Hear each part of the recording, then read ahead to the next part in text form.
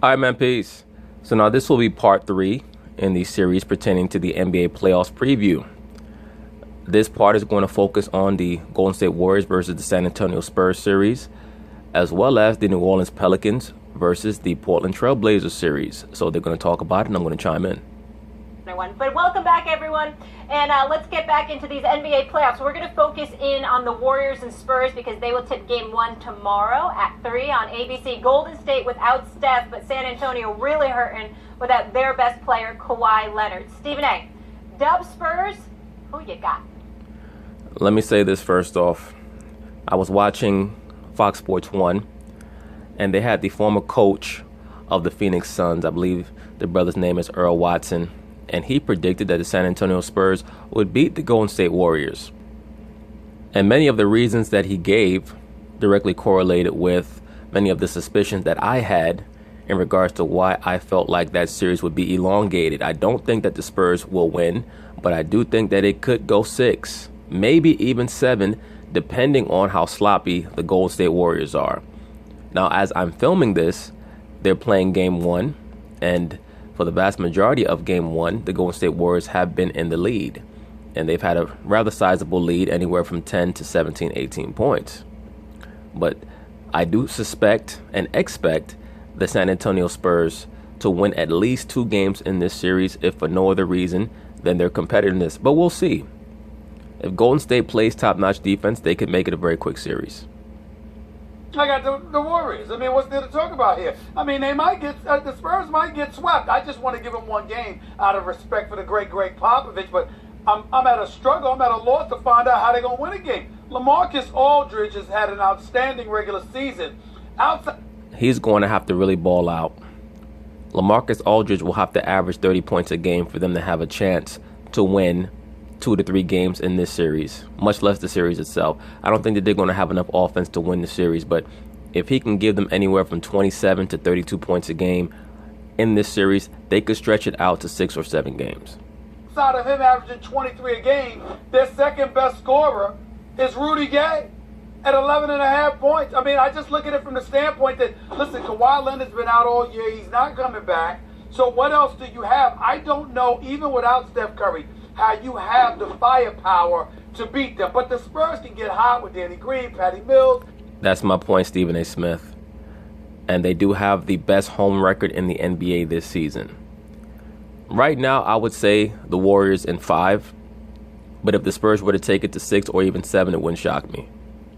And Ginobili and these boys, they can pull out one game. I give them nothing but respect. But they're short-manned. I mean, they're just unarmed as far as I'm concerned, and that's the problem. There's no disrespect to them. Their best player is out, and that's the problem. I'm going to show respect by giving them a game, but I'm going to tell you that the Warriors will win this in 5, and Kevin Durant will have a field day. Yeah, exactly. This is a 5-game series. Not much to see here with no Kawhi Leonard on the Spurs. Greg Popovich, I think, deserves Coach of the Year this year. This may be his greatest coaching performance. No, the Coach of the Year is Brad Stevens. The only guy that averaged 30 minutes on the team is LaMarcus Aldridge. Well, that's not really saying much. That's pretty much been their MO for the last 5 years. They don't like to run up the mileage on their players during the regular season. And Aldridge is a very nice player. But if he's the best player on your team and no one else is averaging 30 minutes in a game, you shouldn't be in the playoffs. And yet here they are. And I expect them to play well and as a unit, but they are simply outgunned against even a Steph-less Warriors team. I stated this in the video that I did about Greg Popovich. Any team that he coaches, as long as they entrust themselves to him, they're going to win at least 45 games no matter who their roster is, because he understands how to implement team basketball and a team mind state. That is extremely important, the psychological aspect. And of course, every time I mention that in regards to him, I'm always going to reflect back to his CIA background. It is what it is. I'll say 5 games. Yeah, unanimous decision here on that one, guys. Kevin Durant also has history on his side. He won his last 7 playoff meetings against those Spurs. Yes, Kevin Durant has history on his side. Hopefully, for the sake of the Golden State Warriors, he will not have histrionics on his side, because he and that other mama's boy, Draymond Green, are going to have to keep it under wraps at the very least until they get to the finals. keep it going, though. The Trailblazers have lost 4 of their last 5, while the Pelicans have won 5 straight. Game 1 Saturday, 10:30 on ESPN. Max, you're up first. Blazers, Pelicans. Who do you have in this series? This may be the most competitive matchup of all 8 matchups in the NBA playoffs. I could definitely see this one going 7. And if you're the Golden State Warriors, that's what you should be rooting for. Because depending on how long this series goes, it could determine exactly in which game Steph Curry can make his NBA playoff debut. So you certainly don't want this series to end quickly. And if you're Golden State, I don't think that they really care who wins. Each team will bring its own share of problems. The New Orleans Pelicans, they'll have Anthony Davis, they'll have Rajon Rondo, Drew Holiday. They're mostly going to be a half-court offensive threat. Davis is going to take away a lot of driving opportunities to the paint. Portland Trail Blazers are basically the Golden State Warriors on a diet plan. They model their offense after Golden State. They try to model their defense after Golden State, but they're not the Golden State Warriors. Damian Lillard is going to bring about 27 points a game, but he's going to shoot about 44%. When Curry's healthy, Curry brings you about 27, 28 a game, but on around 49-50% from the field. CJ McCollum is an excellent half-court offensive player and full-court offensive player. He pretty much has every offensive move that you can ask for. He is a little undersized, so in comparison to Klay Thompson, of course, you have to give Klay Thompson the edge. Nurkic is a skill center who I don't think they use enough. But, I don't want to get ahead of myself. I do believe that Portland will most likely win this series in either 6 or 7 games. But either team will certainly provide its share of matchup problems for the Golden State Warriors, at least early. The main thing is, if you're Golden State, you want this series to go as long as possible. Blazers got it in 6. Damian Lillard is that dude, and with McCollum, and by the way, Nurkic is up and down, but when he's going well, they got a big. It's a good team. It's like the key for the New Orleans Pelicans in this series is going to be Drew Holiday. If Drew Holiday can give them around 18-8 for the series, they'll have a chance. But he just can't get dusted by Dame Lillard. He cannot allow Dame to come out and average 29, 30, 31 a game, and he's only giving his team 14 a game and 6 or 7 assists. He's going to have to try to approximate what Dame is doing for the other team, and then hope that Anthony Davis can be the difference, because AD is going to have to bring him at least 32 and 14 a game for them to have a chance to win this series. And Rondo is going to have to do a very good job defensively on whoever he's guarding, whether it be Lillard or McCollum. Damian Lillard can do some of the stuff that Steph can do, and I don't know if there's a cooler customer under pressure late in games in the NBA. In other words, you have to have the ball in one guy's hands in the NBA. Everyone likes to say closer, right? I'd say Lillard if we're just... Absolutely. Dame Lillard is the best pressure shooter in the NBA. There's no doubt about that. Just talking about here, we need a bucket to win. I don't know if there's a guy who would take over Lillard in the NBA, but Anthony Davis as an overall player is so much better than everyone in this series, and that includes Damian Lillard, that I think that he'll be able to assert himself to the point where the Pelicans can win a couple of games. Well, here's the issue with that, Mr. McKellarman. If Anthony Davis is that much better than every other player in this series, then you should be predicting them to win the series. Because you talk about Anthony Davis like he's a transcendent player. What transcendent players will do is they will win playoff series that they're not supposed to win. Like many of the LeBron James superfans like to talk about how Michael Jordan was not successful in the playoffs back in the 80s. Well, when you look at his 1980s playoff runs in 88 and 89, in the 88 playoffs, they went against the Cleveland Cavaliers. The series went 5. The Bulls won. And Jordan averaged well over 40 points a game to a team that, even though the Bulls had the better record, Cleveland had the overall better squad from top to bottom. In 89, the Cavaliers actually had home court, and they were prognosticated to win that series. They had won, I believe, every game in the regular season against the Bulls in the 88-89 season. And the Bulls were able to win that series in 5, once again due to Jordan. And then in the next round, the Bulls were able to defeat the New York Knicks, who were led by Rick Pitino. I believe that they were known as the Bomb Squad back then. And then in the next round, in the conference finals, They played the bad boy Pistons, and they were able to stretch it to 6 games, at one point having a 2-1 lead, all because of the exploits of Jordan. That's what a transcendent player does. We all know what LeBron was able to do in 2007, getting his team to the finals where they eventually got swept by the Spurs. But again, when we see these transcendent players, generation upon generation, they're able to defeat teams that prior to the series, no one's really giving them a chance to defeat. This is a first-round matchup between the New Orleans Pelicans and the Portland Trail Blazers. You can say what you want about AD being that much greater than Dame Lillard. Damian Lillard has won playoff series before. He actually hit the three-point shot to defeat the Houston Rockets back in, I believe it was 2014.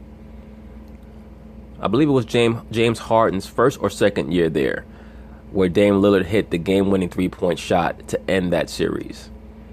And as we all know, he's faced the Golden State Warriors in the second round. He's faced the LA Clippers in the first round. He's had his share of exploits in the playoffs, Dame Lillard has. His resume in the playoffs is far more vast than Anthony Davis. Anthony Davis has not even won a game yet. He has to at least win one game before you talk about how much better he is than everyone else in a series. Against this Blazers team, but ultimately I think the Pelicans are just overmatched. If Boogie Cousins was healthy, that'd obviously be a different story. Well, you know what? They shouldn't need Boogie Cousins if Anthony Davis is as good as you say. Not for the Blazers. It's not like the Blazers are a team that won 65 games in the regular season. They barely got to 50. New Orleans got to what, 46, 47? If Anthony Davis is as transcendent as you're making him out to be, he should be able to win this series on his own. But he's not. You know what? I'm going to tell you that this series is probably going to go 7 games. Agreed. That's where I'm at with it. The more I think about it, I mean, listen, Anthony Davis is a superstar. He's a borderline superstar. You have to at least win a playoff series for you to be a superstar, Stephen A. Smith. That's why I stated when Max Kellerman came out with his rating system for players, I tell you guys this all the time. There are only 4 5-star players in the NBA. It's LeBron James, Steph Curry, Kevin Durant, Kawhi Leonard. That's it. Everyone else is trying to get to that level. James Harden is right on the outside looking in. Russell Westbrook is on the outside looking in. Kyrie Irving is on the outside looking in. Anthony Davis is on the outside looking in. Those 4 players are right on the outside looking in. In the conversation to be one of the top 3 players in the world. Drew Holiday is averaging 19 and 6. 19 and 6, Drew Holiday. Okay, so when I look at it from that standpoint, and then I see what they... If Drew Holiday is averaging 19 and 6, he's going to have to up it to about 20 and 8 in this playoff series for them to have a chance to win. See what they have with Rondo and his experience at the point guard spot. Let me tell you something right now. Do you realize, we may have forgotten this, do we realize, Mac? Let me also say Damian Lillard is on that outside looking in as well. Those players, those 5 players or 6 players, if you want to throw Giannis in there, those are the guys who I would put at about a 4.5 to 4.8 range. They're not 5 stars. They're about 4.5 to 4.8. And depending on what they do in the playoffs, their success, getting a regular season MVP as well as final success, that's going to determine, in my view, them getting to that level of 5-star. Max, that the Chicago Bulls last year might have beaten the Boston Celtics in the first round if Rondo hadn't gotten hurt while he was a member of the team with Jimmy Butler and Jimmy. Lay off Rondo. Yeah, but what is all this if stuff, Stephen A. Smith? I mean, come on. If your aunt had testicles, she'd be your uncle. I mean, if, who gives a shit? Rondo's real too, yep. I'm just saying, they might have beaten Boston when Isaiah Thomas and them was on the road. They might have beaten Boston during that series. So when I look at it, I say to myself, I can't underestimate the impact of that experience, particularly from the point guard spot. When you got a star like Anthony Davis to defer to, and you have a point guard like Rondo to help and assist coming off the bench or starting in controlling tempo. And you got another offensive asset in Drew Holiday who can play on both ends of the floor. He's not great, but he's solid. He's very solid. That brother's very solid. Drew Holiday, of course, is not an elite level point guard, but he's right underneath that level. I think this team could win 3 games in this series. I agree with you. I think that they could win 3 as well. I think that the series is very close. Anthony Davis is the best player in the series, but it's not by much over Dame Lillard. It's not by much. It's just that I'm not betting against Damian Lillard because I think Damian Lillard has arrived. This brother's on another level. He's big time. That home court advantage in Portland, I think, will serve them well. I think one way or another, you could see a seventh game being forced. And once that happens, then obviously I'm going to leave with Portland. But that's where... Well, let me say this. If it comes down to a Game 7 between the Portland Trail Blazers and the New Orleans Pelicans, once again, the referendum is going to be on Mr. Anthony Davis. If it comes down to a Game 7, he's going to have to at least give me 35 and 15 in that Game 7, whether they win or lose, for me to say, okay, I'll leave him alone for now. If he comes out in a Game 7 and hurts his ankle and rolls it and he got to go out through the half and come back in the middle of the third quarter and he has a pedestrian 18 and 11, I don't want to hear no more shit about Anthony Davis. I'm going to stop talking about him as being someone who could possibly take over as the best player. And I don't want to hear Max Kellerman's bullshit anymore. Where I'm at with it, I think Anthony Davis can get you 3 games against this team. A real series. We're with it. Davis? Anthony Davis, not only a top 3 player in the NBA. Anthony Davis is not a top 3 player, man. Sorry. He has to do something in the playoffs to be a top 3 player. No, sir. But Anthony Davis, one of the top 3 seasons this year in the NBA. No question. He had an NBA high 30 points per game since DeMarcus Cousins' injury. And as Max, you alluded to it, don't sleep on Lillard. He averages more points in the playoffs than the regular season. We got another segment on deck. Do not go anywhere. But anyway, that's going to be the end of part 3. Peace.